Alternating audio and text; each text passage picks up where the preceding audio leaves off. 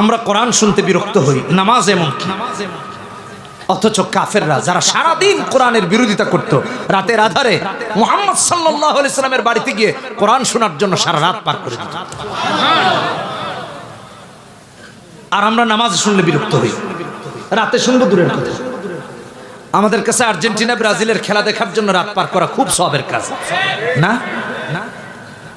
গজব কেন আসবে? সিনেমা দেখে দেখে সারা রাত কাটাই। কোরআনের জন্য, নামাজের জন্য কয়দিন রাত জেগেছেন একটু চিন্তা করে দেখেন।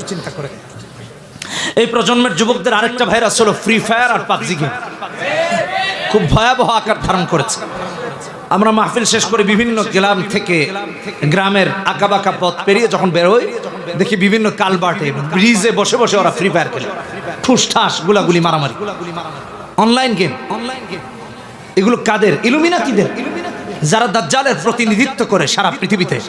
আপনি তাদের গেমস খেলছেন, তাদেরকে ডাউনলোড করে টাকা দিচ্ছেন, তাদের অ্যাপসের সেই ভিডিও দেখে দেখে তাদেরকে আপনি টাকা দিচ্ছেন। ভালো করে বুঝেন, ইহুদি নাসারারা এসব টাকা দিয়ে বুলেট বানিয়ে আপনার আমার বুকে ছুটতেছে। কথা বলেন ঠিক কিনা বেঠিক? এগুলো বন্ধ করবো তো ইনশাআল্লাহ, বন্ধ করবো তো ইনশাআল্লাহ। কোরআন শুনবো তো ইনশাআল্লাহ, কোরআনে কারীমের সাথে সম্পর্ক থাকবে তো ইনশাআল্লাহ। কি আসবেন না? হ্যাঁ না, নিয়ে আসেন না। হ্যাঁ, খাবারে গেলে দেরি হবে না। এত রাত করার কি দরকার? নিয়ে আসলেই তো ভালো। ভাইরা আমার, যেই কথা বলতেছিলাম, তাহলে দ্রুত আনেন, একদিন জানাতেন যেন দ্রুত আসে। যে কথা বলতেছিলাম, মুফতি আমিন রহমতুল্লাহ আলাইহি যে দৃষ্টান্ত তিনি তিলাওয়াতে কোরআনে উঠেছে নিয়েছেন, সিরাত ইবনে হিশামে প্রথম খণ্ডে 315 নম্বর পৃষ্ঠায় এসেছে। আবু জাহেল ইবনে হিশাম, আবু সুফিয়ান ইবনে আখনাস, তিনজনই বড় বড় কাফের নেতা, তিনজনই বড় বড় নেতা। এই ওঠাউঠি করে কেন? হ্যাঁ, একটু সুযোগ পাইলেই শয়তান ধোকারি, কি এক সমস্যা। তিনজনই বড় বড় নেতা, যাদের ইসলাম বিরোধী কর্মকাণ্ডের ব্যাপারে আল্লাহ আয়াত নাজিল করেছেন। ভালো করে বুঝেন, সূরা হামিম আস-সাজদা, এই সূরার আরেকটা নাম আছে ফুসসিলাত। وقال الذين كفروا لا تسمعوا لهذا القرآن। এটা ছিল কাফেরদের কর্মসূচি, কোরআন শোনা যাবে না, কাউকে শুনতে দিবে না। কারণ যারাই কোরআন শুনে তারা বুঝে যায় এটা মানুষের বানানো না, এটা আল্লাহর কালাম। ঈমান আনার জন্য এটাই যথেষ্ট হয়েছে। এই জন্য মানুষকে বলে কোরআন শুনো না। উল্টো কোরআনের যত আয়োজন হতো সেগুলোতে গিয়ে গোলমাল লাগিয়ে দিত, ভেজাল লাগাই দিত। এক রাতে কোরআন শুনতে গিয়েছে আবু জাহেল, আবু সুফিয়ান, আখনাস, তিনজনই নেতারা। শুনতে শুনতে এত কোরআন তাদেরকে আকৃষ্ট করেছে, মনোযোগী করেছে, সারা রাত কোরআন শুনেছে। সকাল হয়ে গেছে, বাড়িতে ফিরবে, একজনের সাথে আরেকজনের দেখা। আবু জাহেল আবু সুফিয়ানকে দেখে বলতেছে, কি ব্যাপার তুমি এখানে? বলতেছে, তো তুমিও এখানে। আখনাস বলছে, কি ব্যাপার নেতারা আপনারা এখানে? আমি আমার পরিভাষায় বলতেছি, সামাজিক অরফ যেভাবে বুঝে। একজন আরেকজনকে বলতেছে, তুমি মুহাম্মদ সাল্লাল্লাহু আলাইহি ওয়াসাল্লামের বাড়ির এখানে।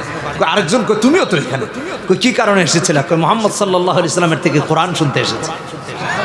আল্লাহু আকবার বলে। অথচ এরা কাফেরদের লিডার।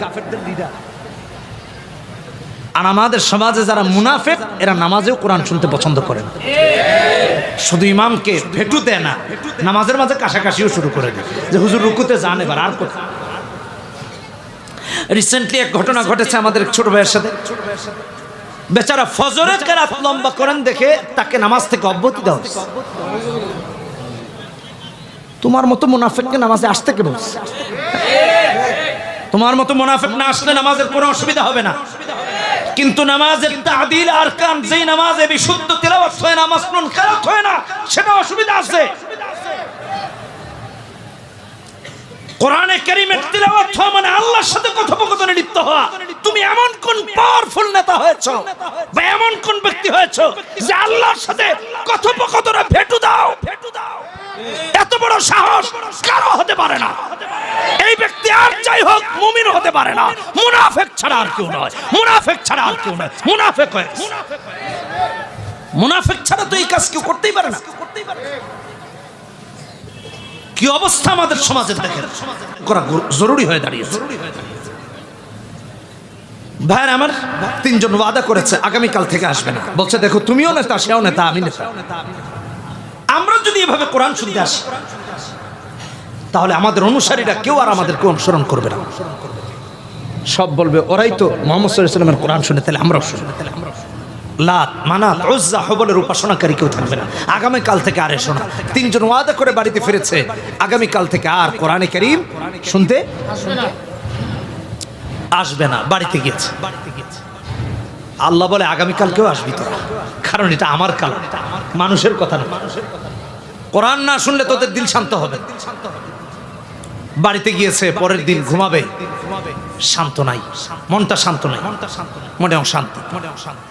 উঠে হাঁটে, অশান্ত মনকে শান্ত করার জন্য ওরা চিন্তা করে দেখলো, তিনজনের মনে একই চিন্তা যে কোরআন না শুনলে মন শান্ত হবে না।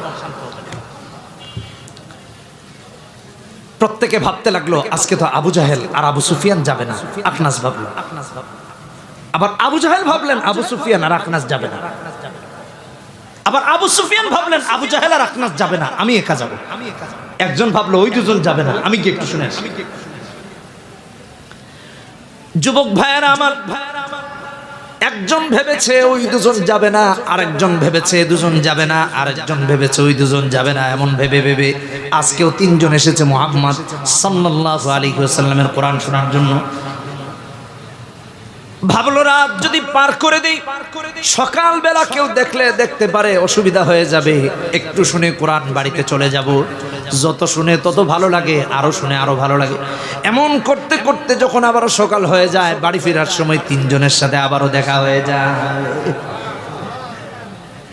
কই কি ব্যাপার, আজকেও আসছো? কই তুমিও তো আসছো।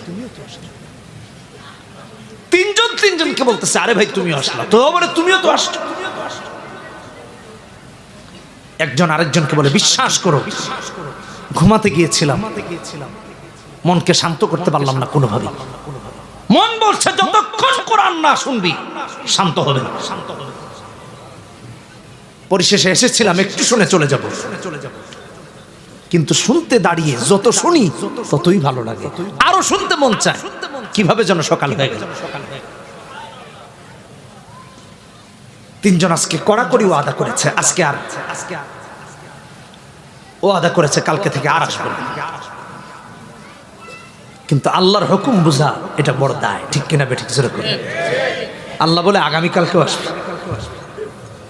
পৃথিবীবাসীর কাছে, মুনাফিকদের কাছে এটা দৃষ্টান্ত হয়ে থাকবে যে কোরআনের যারা বিরোধিতা করত তারাও কোরআনের জন্য পাগল ছিল, আর মুনাফিকরা কোরআনের বিরোধিতা করে আজকে। কোরআন শুনতে পছন্দ হয় না তাদের। ভাইরা আমার, পরের রাতেও তিনজন এসেছে কোরআন শুনছে। সুবহানাল্লাহ। ভেবেছে গতকালকের ওয়াদা তো হালকা পাতলা ছিল, আজকেরটা তো কোরআন, সো কালকে বুঝি কেউ আসবে না, যাই প্রত্যেকে এসে আসবে। আবারও যখন একজনের সাথে আরেকজনের দেখা হয়ে গেল, একজন আরেকজনকে বলে বিশ্বাস করো কোরআন আল্লাহর কালাম না হলে এত ভালো লাগতো না।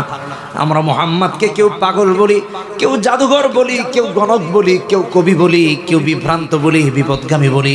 বিশ্বাস করো কোরআন যদি আল্লাহর কালাম না হতো, এই কোরআন শুনে এত ভালো লাগা কাজ করতো না। আল্লাহ বলেছেন সূরা হাক্কাতে 43-44 নম্বর আয়াতে, সূরা নাজমে 3-4 নম্বর আয়াতে, ইন হুয়া ইল্লা ওয়াহয়ু ইউহা। সূরা হাক্কায় বলেছেন তানজিলুম মির রাব্বিল আলামিন, এটা আল্লাহর কালাম, মানুষের কথা নয়। রাসূলুল্লাহ রেখে যাওয়া সর্বশ্রেষ্ঠ মুজিজা, কিয়ামত পর্যন্ত অবিকৃত অবিচ্ছিন্ন আল্লাহ তাআলা এটাকে রাখবেন। আল্লাহ কবুল করুন বলি আমিন। কোরআন শুনবো তো, কোরআন পড়বো তো, আল্লাহ কবুল করুন আমিন। ভাইরা আমার, আমাদের দেশের সম্মানের জন্য কত কিছু করা হয়। ক্রিকেটারদেরকে হাজার হাজার কোটি টাকা দেওয়া হয়, ফুটবলারদেরকে দেওয়া হয়। অথচ আমাদের দেশের সোনার ছেলেরা, হাফেজরা প্রতি বছর একাধিকবার বিশ্ব জয় করে, তাদেরকে রাষ্ট্রীয় সম্মানটুকু দেওয়া হয় না। কেন দেওয়া হয়? মাথায় তো শয়তান বসছে। এই শয়তানগুলো না ছাড়ালে কোরআন দিয়ে দেশের সম্মান আনা সম্ভব হবে না। আমাদের দেশে যেরকম ধর্ম মন্ত্রণালয় আছে, ঠিক তেমনি ভাবে ক্রীড়া মন্ত্রণালয়ও আছে। ক্রীড়া মন্ত্রণালয়ের অধীনে হাজার হাজার কোটি টাকা খেলার জন্য ব্যয় করা হয়, কিন্তু ধর্ম মন্ত্রণালয় থেকে হাফেজদের জন্য কেন খরচ করা হয় না? এটা আমার জিজ্ঞাসা, একটা সরল প্রশ্ন। মন্ত্রণালয় তো দুটাই, বাতিলদের কাজে এত খরচ করা হয়, কোরআনের জন্য কেন খরচ করা হয় না? আমার বিশ্বাস, এটা আমার ব্যক্তিগত মতামত না, কোরআন সুন্নাহ থেকে এটা বোঝা যায়। আপনি খেলাধুলা কি করবেন না করবেন ওটা রাখেন এক জায়গায়, বিশ্বাস করুন কোরআনকে, কোরআনের ধারক বাহকদেরকে আমাদের দেশের রাষ্ট্রীয় মর্যাদায় যদি ভূষিত করা হতো, এই দেশের উপর আল্লাহর রহমত নাজিল হতো। এটা ইসলামী দৃষ্টিকোণ থেকে আপনিও চিন্তা করলে বুঝবেন। এজন্য আমার ভাইরা কোরআন শিখি, কোরআন বুঝি, কোরআন অনুযায়ী চলি। ভূত রূপক করতে বললাম, জিন্নাত যাদের মাথায় চেপে বসেছে, শয়তান জিন্নাত, এটা দূরীভূত করার জন্য এক একজন আহমদ ইবনে হাম্বলের দরকার। কথা বলেন ঠিক কিনা বেঠিক?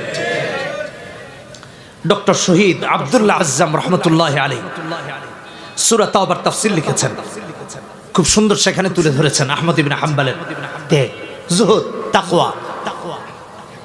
মারাত্মক পর্যায়ে তাকওয়া ছিল আহমদ ইবনে হাম্বলের। চার ইমামের এক ইমাম ছিলেন আহমদ ইবনে হাম্বল রাহিমাহুল্লাহ। হারামাইনের শরীফাইনের প্রধান যিনি ইমাম ডক্টর আব্দুর রহমান আস-সুদাইস, তিনি হাম্বলি মাযহাবের। জানি না এখন তার প্রোফাইলে আছে কিনা, আমি 8-10 বছর আগে দেখেছি তার প্রোফাইলে এটা ছিল, হাম্বলি, হাম্বলি মাযহাবের অনুসারী। ভাই আমার একটা কথা বোঝানোর জন্য এটা বলতেছি, খালকে কোরআন নিয়ে বিরোধ দেখা দিল। ইমাম আহমদ ইবনে হাম্বলকে জেলে পোরা হলো, একদিন না, 2 দিন না, 18 বছর,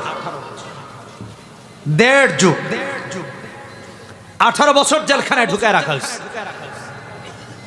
খলিফা মামুন, খলিফা মুতাসিম বিল্লাহ, খলিফা ওয়াসিক 18 বছর জেলে রেখেছে। জেলখানা থেকে বের হয়েছেন ইমাম আহমদ ইবনে হাম্বল, কারোর সাথে আপোষ করেন নাই, আপোষ করে বের হন নাই। খলিফা ওয়াসিক জেল থেকে বের করেছে। আহমদ ইবনে হাম্বলকে অফার করা হলো, আপনাকে রাষ্ট্রীয় এই দেওয়া হতে পারে, দেওয়ার জন্য অফার করা হচ্ছে। আহমদ ইবনে হাম্বল বলেন, আমার জন্য আমার আল্লাহই যথেষ্ট, তোমাদের কিচ্ছু লাগবে না। একটা হাদিস মনে পড়ে গেল, ইবনে মাজার হাদিস 4241 নম্বর হাদিস। রাসূল বলেন, ইজহাদ ফিদ দুনিয়া ইউহিব্বুকাল্লাহ ওয়াজহাদ বিমা ফি আইদিন নাস ইউহিব্বুকান নাস। দুনিয়া বিমুখ হলে আল্লাহর প্রিয় হওয়া যায়, আর মানুষ থেকে বিমুখ হলে মানুষের প্রিয় হওয়া যায়। আমাদের সমাজ যদি মনে করে ক্ষমতাসীনদের, টাকাওয়ালাদের, চেয়ারওয়ালাদের পা চাটা করলে সম্মান পাওয়া যাবে, অসম্ভব। জাতি তাদেরকে দালাল বলে, চামচা বলে, এদের সম্মান কখনো জাতির কাছে থাকে না। এটা মাথায় রাখবেন। 18 বছর জেল খেটে বের হয়েছে, রাষ্ট্রের উপর হুকুমের প্রস্তাবকে ফিরিয়ে দিয়েছে। দরকার তো আহমদ ইবনে হাম্বলেরও ছিল, আহমদ ইবনে হাম্বল রাহিমাহুল্লাহ ফিরিয়ে দিয়েছেন। তার সন্তানরা সেই প্রস্তাব গ্রহণ করার কারণে আহমদ ইবনে হাম্বল তাদের সঙ্গ ত্যাগ করেছেন। আর আজকে আমরা কোথায় আছি? এই উচ্ছিষ্ট খাওয়ার জন্য পাগল হয়ে গেছে, পাগল হয়ে গেছে। ইমানকে মজবুত করেন, ইমানকে মজবুত করেন। আহমদ ইবনে হাম্বলের জুহুদ, তাকওয়া তাকে আকাশচুম্বী মর্যাদাবান করেছিল, শুধু মানুষের কাছে না, জিন্নাতের কাছে। কেমন একটু শুনে, একবার এক ব্যক্তিকে জিনে ধরেছে। ডক্টর শহীদ আব্দুল্লাহ আজম রহমতুল্লাহ আলাইহি লিখেন, জিনে ধরার কারণে তাকে খলিফার কাছে আনা হলো, খলিফা ওয়াসিকের কাছে। খলিফা ওয়াসিক আহমদ ইবনে হাম্বলকে খবর দিলেন। আহমদ ইবনে হাম্বল গেলেন, বলা হলো এই লোকটাকে জিনে ধরেছে, তাকে একটু জিনটা ছড়ায় দিন। আহমদ ইবনে হাম্বল জিনদানদের সাথে কথা বলা শুরু করলেন। জিনকে বললেন, তুমি তাকে কষ্ট দিচ্ছ কেন, ছেড়ে চলে যাও। জিন্নাত আহমদ ইবনে হাম্বলকে উত্তর দিল, হে আহমদ ইবনে হাম্বল, আমি আপনাকে এজন্য ভয় পাই যে আপনি আল্লাহকে ভয় পান। আমি আপনাকে এজন্য ভয় পাই যে আপনি আল্লাহকে ভয় পান। জিন ছেড়ে চলে গেল। জিন নিয়ত করেছে আহমদ ইবনে হাম্বল যতদিন বেঁচে আছেন আর তাকে ধরবেন। যেদিন আহমদ ইবনে হাম্বল মারা যাবেন আবার এসে যাবেন। আমার ভাইয়ের আহমদ ইবনে হাম্বল যখন মারা গেলেন আবার জিন্নাত এসে তারে ধরেছে। তৎকালীন আলেমদেরকে ডাকা হলো, তারা জিন্নাতকে ছাড়ানোর খুব চেষ্টা করলেন।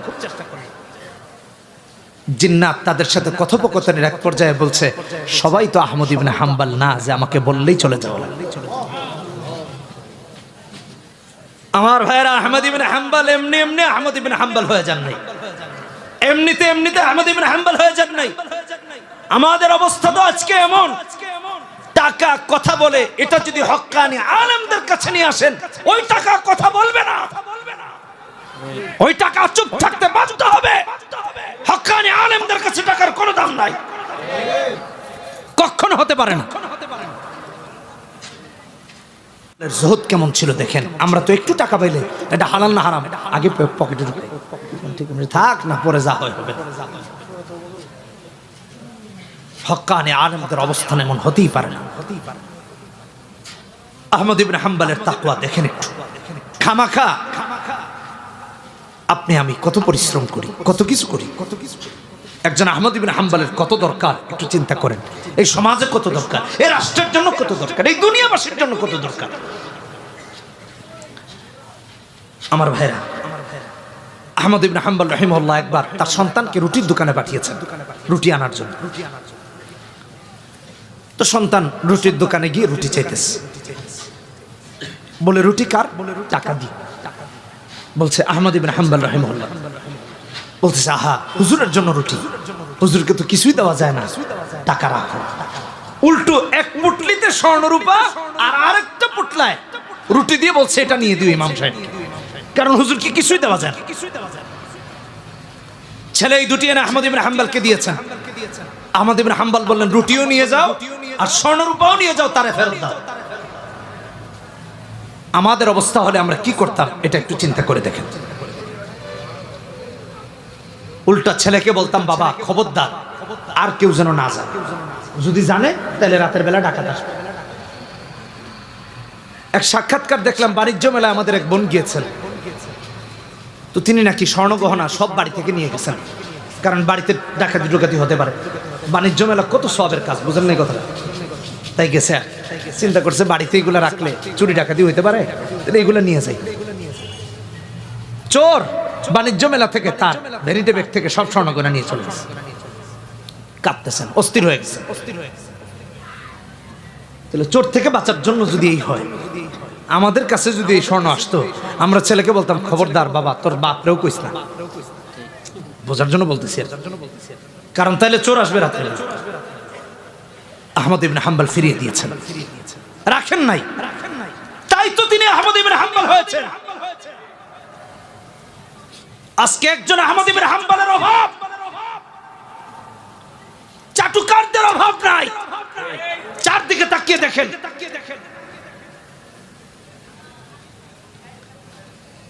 আহমদ ইবনে হাম্বলের জুহুদ আর তাকওয়া সারা পৃথিবীকে দেখিয়ে দিয়েছে যে একজন আহমদ ইবনে হাম্বলের কত দরকার। আমাদের রাষ্ট্রের প্রত্যেকটা জেলায়, প্রত্যেকটা গ্রামে, প্রত্যেকটা থানায়, প্রত্যেকটা বিভাগে যদি একজন আহমদ ইবনে হাম্বল থাকতেন, যাদের মাথায় শয়তান জিন্নাত চেপেছে, তাদের শয়তান ছেড়ে যেতে বাধ্য হতো, বাধ্য হতো, বাধ্য হতো। ঠিক কিনা বেঠিক আমার ভাইরা? আপনাকে আমাকে আহমদ ইবনে হাম্বল তৈরি করতে হবে, নিজেদেরকে আহমদ ইবনে হাম্বল হওয়া লাগবে। এই জন্য সন্তানকে হক্কানি আলেম বানান। আমি তো দায়িত্ব নিয়ে বলছি এবং সব জায়গায় বলি, আমাদের সমাজের মসজিদের মিম্বর আর মেহরাব আর মাহফিলগুলোর অবস্থা এমন হয়ে গেছে, আলেমরা হক কথা বললে পরের জমা থেকে আর চাকরি থাকে না, বিদায় করে দেওয়া হয়, চাকরি চলে যায়। কি অদ্ভুত বিষয়! অথচ মুসলমানদের উচিত ছিল যিনি হক কথা বলেন তাকে প্রোটেকশন দিয়ে আরো রাখা, যে হুজুর আপনি যতদিন হকের উপর আছেন আমরা আপনার সাথে আছি, আপনি হকের উপর নাই আমরাও নাই। কিন্তু আজকে ঠিক উল্টোটা, নিজেরা না হকের পথে থাকে, উল্টো আলেমের উপর চাপ প্রয়োগ করে। কথা বলেন আছে না নাই? অভাব নাই, কথাটা একেবারে বাস্তব। এর ভুক্তভোগী আপনারা নিজেরা, অনেক আলেমরা এখানে, খোঁজ নিয়ে দেখেন। আল্লাহ যদি হেদায়েত না দেন, এই দেশের উপর ধ্বংসযজ্ঞ আসবে, বিশ্বাস করুন, গজব আসবে। যেভাবে ট্রান্সজেন্ডার থেকে নিয়ে অশ্লীলতা ব্যাপক হারে লাভ করতেছে, ভয়াবহ। আপনি এক একটা ইন্টারভিউ দেখেন, এক একটা ইন্টারভিউ দেখেন, ছেলে মেয়ে প্রকাশ্যে বলতেছে যে আমার এক্স ছিল, বুঝলেন না?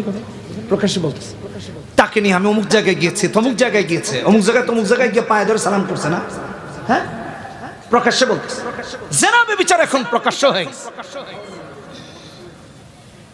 ইবনে মাজাহ 4155 নম্বর হাদিসে রাসূল বলেন, যখন মুসলমানের সমাজে জেনা ব্যভিচার প্রতিষ্ঠিত হয়ে যাবে, আল্লাহর গজব আসবে, করোনার মতো গজব আসবে, এমন এমন গজব আসবে যা অতীতে কখনো দেখেন নাই। এই জাতিকে বিপদ থেকে উদ্ধার করা কঠিন হয়ে দাঁড়াবে। আল্লাহ তো সূরা রুমে 41 নম্বর আয়াতে বলেছেন, যাহারাল ফাসাদু ফিল বাররি ওয়াল বাহরি বিমা কাসাবাত আইদিন নাস। এই বিপদ কিভাবে ঠেকাবেন? আল্লাহকে ভয় করুন, আলেমদেরকে হকের উপর থাকা লাগবে। আমি একটা ইতিহাস আপনাদের সামনে একটু না বলে পারতেছি না, হকের উপর কেন থাকা লাগবে। রাসূলুল্লাহ সাল্লাল্লাহু আলাইহি ওয়াসাল্লাম হাদিসের মধ্যে বলেছেন, আবু দাউদের হাদিস 3660 নম্বর হাদিস, মান সুইলা আন ইলমিন ফাকাতামা আলজামাহুল্লাহু ইয়াওমাল কিয়ামাতি বিলিজামিন মিন নার। কোরআনে আল্লাহ বলেছেন 159 নম্বর আয়াতে সূরা বাকারা, 173 নম্বর আয়াতে সূরা বাকারা, ডিটেইলস আরো আলোচনা করেছেন, লম্বা হয়ে যাবে, আমি শর্ট করতেছি, অনেক দূরে যাব। আল্লাহ সবগুলো আয়াতে এবং রাসূলুল্লাহর হাদিসে বলেছেন। হাদিসটা যেটা বললাম, জিজ্ঞাসিত হবার পরেও যিনি হককে গোপন করবেন, আল্লাহ আগুনের লাগাম পরায় দিবেন। কিয়ামতের দিন আগুনের লাগাম পরিয়ে দিবেন মুখে। এই আগুন যদি আপনি মুখে নিতে না পারেন, তাহলে আপনি কোন সাহসে হক্কানি আলেমের টুটি চেপে ধরতে আসছেন? তাকে বাধা দিতে আসছেন কেন? ইমামদের উচিত হাদিসটা বের করে দিয়া তাকে বলা যে ভাই, আমি তো এই জন্য হক কথা বলি যে আমি জাহান্নামের পুরানো আগুনের এই লাগাম মুখে নিতে পারবো না, আপনি একটু মোমবাতিটা চেহারায় লাগান। হয়তো হাদিস সত্য নয়তো আপনি সত্য। আপনি কোন হিসাবে আমাকে মাদকের বিরুদ্ধে কথা বলতে বললেন, সুদের বিরুদ্ধে কথা বলতে নিষেধ করলেন, অন্যায় অত্যাচার অবিচারের বিরুদ্ধে কথা বলতে নিষেধাজ্ঞা আরোপ করলেন? লা হাওলা ওয়ালা কুওয়াতা ইল্লা বিল্লাহ। কোন সমাজে বাস করতেছি আমার ভাইরা? আমি শুরুতে একটা কথা বলেছিলাম, কোরআনের সাথে রাসূলুল্লাহর সুন্নাতের সাথে যাদের দূরত্ব বেশি, এদের সাথে হক্কানি আলেমদের দূরত্ব তৈরি হয়েছে। সমস্যা ওখানে, সমস্যা আলেমের সাথে না। ডক্টর শহীদ আব্দুল আজ্জাব রহমতুল্লাহ আলাইহি মিশরের ইতিহাস লিখতে গিয়ে লিখেন, 1954, ভালো করে শুনেন, জালেম বাদশা ছিল মিশরে, বাদশা ফারুক। ওই সময় বা তার পূর্বে আল আজহার বিশ্ববিদ্যালয়ের যারা প্রিন্সিপাল হতেন, তারা রাষ্ট্রের, দেশের, পুরো আরব বিশ্বের সবচেয়ে শ্রেষ্ঠ ব্যক্তিরা হতেন। আল আজহারের প্রিন্সিপাল হতেন। বাদশা ফারুক চিন্তা করলো আলেমদেরকে দিয়ে আলেমদেরকে ঘায়েল করা, এক দলকে আরেক দলের বিরুদ্ধে দাঁড় করিয়ে দিয়ে আলেমদের মাঝে বিভক্তি তৈরি করে আলেমদেরকে হত্যা করা কিভাবে যায়। জালেমের পক্ষাবলম্বন করার জন্য আর মাজলুমের বিরুদ্ধে থাকার জন্য, যেটার সাথে ইসলামের কোনো সম্পর্ক নাই, বাদশা ফারুক তৎকালীন প্রিন্সিপাল ডক্টর খিজির মোহাম্মদ রহিমাহুল্লাহকে তার রাজপ্রাসাদে নিমন্ত্রণ জানিয়েছে ইফতারি, রমজান মাস। ডক্টর খিজির মোহাম্মদ রাহিমাহুল্লাহ বুজুর্গ ব্যক্তি, তিনি ইফতারি দেখে বললেন হুররিমাত আলাইকুমুল মাইতা। বাদশা বলছে এখানে তো মৃতের কিছু নেই, আপনি এগুলো কি দেখতেছেন?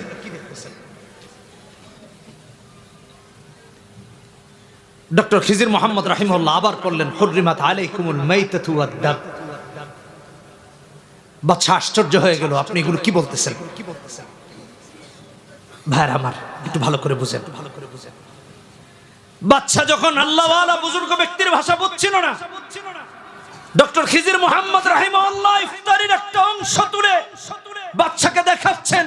ইফতারির যে অংশটা তুলেছেন ওটা থেকে টপ টপ করে রক্তের ফুঁটা পড়তে আরম্ভ হয়েছে। ডক্টর খিজির মোহাম্মদ রাহিমাহুল্লাহ বুঝিয়ে দিলেন, আপনি যে সমস্ত মাজলুম মানুষের রক্তে হাতকে রঞ্জিত করেছেন, আমি ওই সমস্ত মানুষের পক্ষে জালেমের পক্ষ অবলম্বন করতে পারি না। ভাইরা আমার, কিয়ামত পর্যন্ত কোন হক্কানি আলেম জালেমের পক্ষে থাকতে পারে না, পারে না, পারে না। হক্কানি আলেমদের অবস্থান মাজলুমের পক্ষে থাকবে, কোন বাতিলের পক্ষে থাকতেই পারে না।